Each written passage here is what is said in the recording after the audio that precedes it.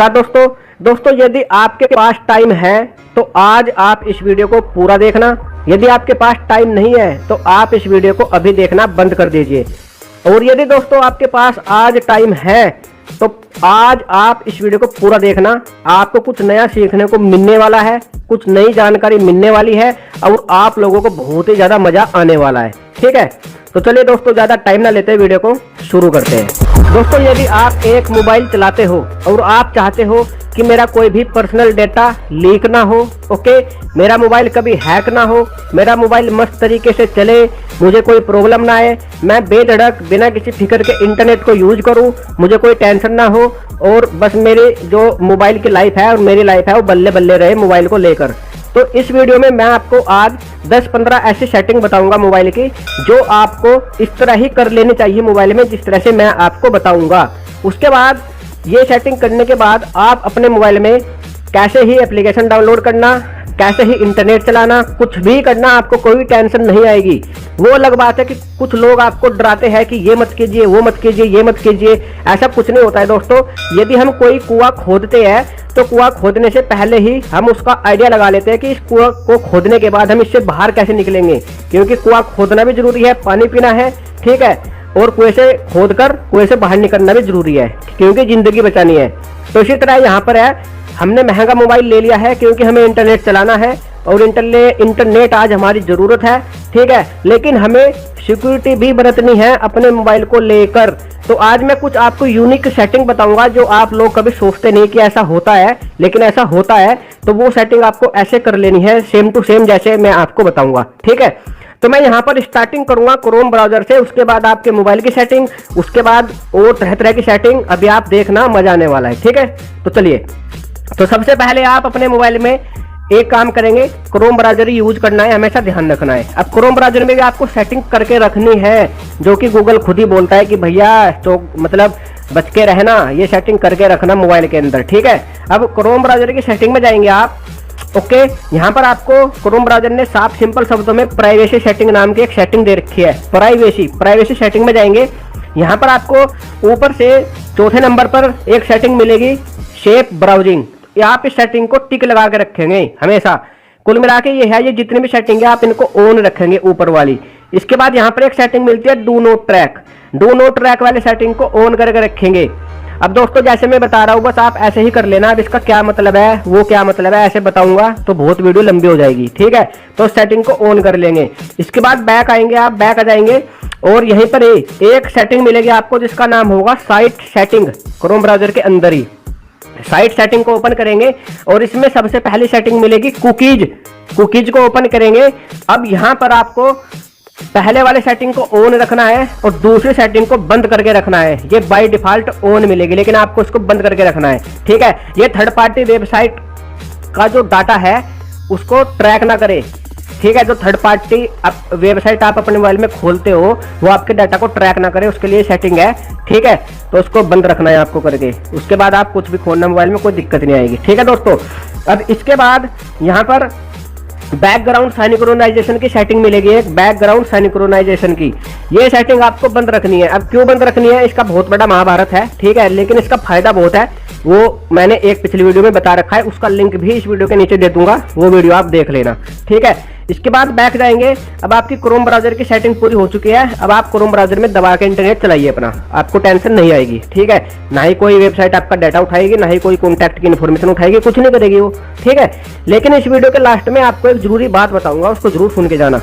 अब दोस्तों आप जाएंगे अपने मोबाइल की सेटिंग में।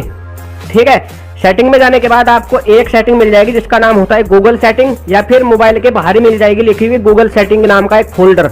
तो गूगल सेटिंग में चले जाएंगे।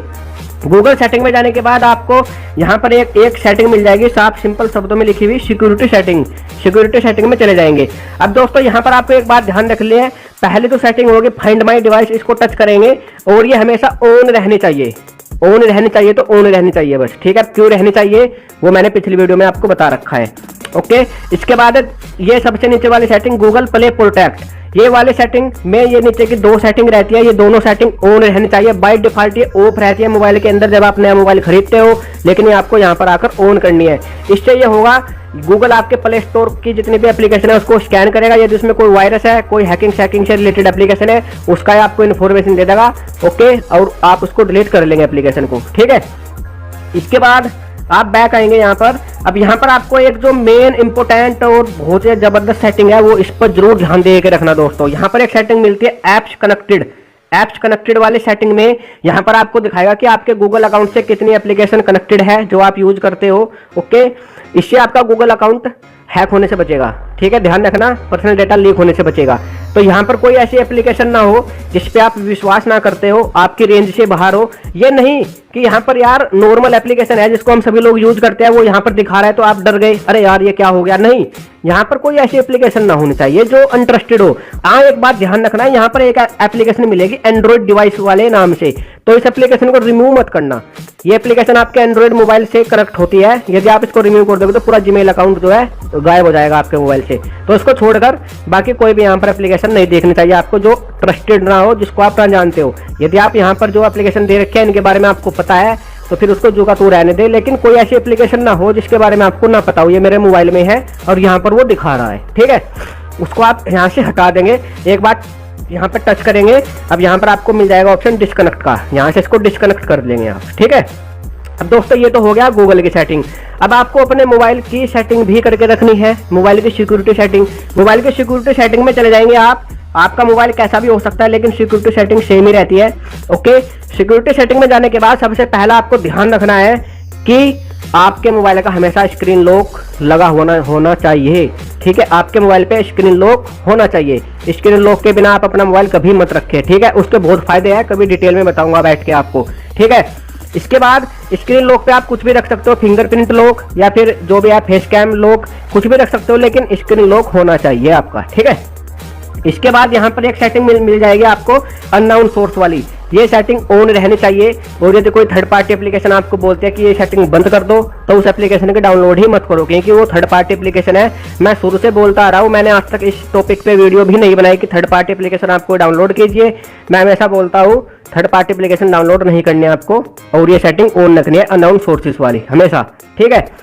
इसके बाद यहाँ पर आपको एक सेटिंग मिल जाएगी, अदर सिक्योरिटी सेटिंग में जाएंगे आप। ओके, अदर सिक्योरिटी सेटिंग में डिवाइस एडमिनिस्ट्रेटर पर आपको हमेशा ध्यान रखना है। फाइंड माई डिवाइस या फिर आपके मोबाइल का लॉन्चर हो सकता है यहाँ पर, या फिर कोई ऐसी जरूरी एप्लीकेशन जिसका आपको पता है आप पिछले 1-1.5 साल से यूज कर रहे हो, कोई समस्या नहीं है एप्लीकेशन के साथ, आप उसको डिवाइस एडमिनिस्ट्रेटर बना सकते हो। अदरवाइज यदि आप कोई ऐसा रिकॉर्डर स्क्रीन मतलब सॉरी कि जैसे कि स्पाई एप्लीकेशन रखते हो, कॉल रिकॉर्डर रखते हो, वो यहाँ पर डिवाइस एडमिनिस्ट्रेटर बन के बैठा हुआ है आपका, तो वो आप अपने रिस्क पर रखेंगे। मैंने कुछ वीडियो बना रखी है कॉल रिकॉर्डिंग को लेकर, लेकिन मैंने ये भी बताया हुआ है कि ये एप्लीकेशन रिस्की है, ये आपकी इन्फॉर्मेशन को लीक कर सकती है, और साथ ही साथ आप उसको अपने मोबाइल का एडमिनिस्ट्रेटर बना रहे हो, वो सिर्फ आपके रिस्क पर, ठीक है। तो वो भी काम आप कर सकते हो यदि आपको लग रहा है यार मेरे मोबाइल में ऐसा कोई जरूरी चीज़ तो है नहीं, है ना, कोई लाखों का सामान तो पड़ा नहीं मेरे मोबाइल में जो मुझे पता नहीं क्या हो जाएगा यहाँ पर रखकर, इसको उस कंडीशन में रख सकते हो, कोई टेंशन नहीं।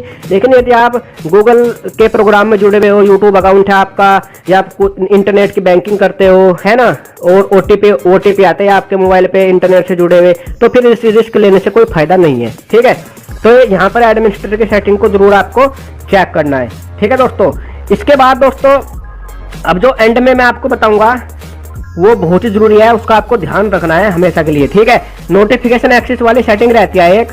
नोटिफिकेशन एक्सेस सेटिंग में आपको हमेशा ध्यान रखना है जो कुछ पर्टिकुलर मतलब ट्रेंडिंग एप्लीकेशन है जिस पे सभी लोग विश्वास करते हैं, उनको नोटिफिकेशन एक्सेस की परमिशन आप दे सकते हो। कोई ऐसी एप्लीकेशन ना हो जो आपके मैसेज को रीड करते हो नोटिफिकेशन एक्सेस में, और उस एप्लीकेशन का काम हो स्पाई करना, कॉल की रिकॉर्डिंग करना, बैटरी की लाइफ को बढ़ा देना, है ना, या मोबाइल की मेमोरी को बढ़ा देना। ओके, इस तरह की वो एप्लीकेशन ना हो जो आपके नोटिफिकेशन एक्सेस की परमिशन ले रही हो। ये एप्लीकेशन खतरनाक होती है, और ये आपके जो बैंक से ओटीपी आता है उसको रीड करके आपका बैंक अकाउंट तक गायब कर सकती है, ठीक है। तो यहाँ पर आपको ध्यान रखना है, गूगल के प्रोडक्ट हो सकते हैं और जो खुद का मोबाइल का नोटिफिकेशन है वो ऑन हो सकता है। गूगल पे आप पूरी तरह से विश्वास रख सकते हो। ये सभी सेटिंग यहाँ पर आप इस तरह से कर लेंगे जैसे मैंने की हुई है। अब दोस्तों एंड में आपको एक बात कहना चाहूँगा, हमेशा ठीक है इस चीज़ का ध्यान रखना, यदि आपका जो मोबाइल नंबर है वो आपके बैंक से जुड़ा हुआ है, ठीक है, और आप इंटरनेट बैंकिंग करते हो या फिर एटीएम से पैसे निकालते हो, आपको पता होगा आपके मोबाइल पर बार बार ओटीपी आता है। ओटीपी ओटीपी ओटीपी, ठीक है। ओटीपी से मेरे कहने का मतलब ये है, वो चाहे बैंक का हो, वो चाहे आधार कार्ड का, वो किसी का भी हो, किसी का भी, ठीक है। और आपसे कोई भी आपको कितना लालच देकर फोन पर कहे कि मैं आपका 1 करोड़ रुपए भी दे रहा हूँ, ये ओटीपी बता दो, तो जिंदगी में भी कभी भूल कर भी उसको अपना ओटीपी कोड मत बता देना, ठीक है। इससे क्या हो सकता है आप सोच भी नहीं सकते, अंदाजा भी नहीं लगा सकते। तो ओटीपी कोड जिंदगी में किसी को मत बताना। अब जिस तरह से मैंने सेटिंग आपको बताई है उस तरह से सेटिंग कर लीजिए और उसके बाद फुल आनंद उठाइए जिंदगी का। दबा के इंटरनेट चलाइए। इंटरनेट बनाई चलाने के लिए है, घबराने की जरूरत नहीं है, लोगों के डरावने से नहीं डरना है, बस थोड़ी सिक्योरिटी रखनी है। कुछ मैंने बताया, कुछ आपको अपना दिमाग लगाना है और काम बन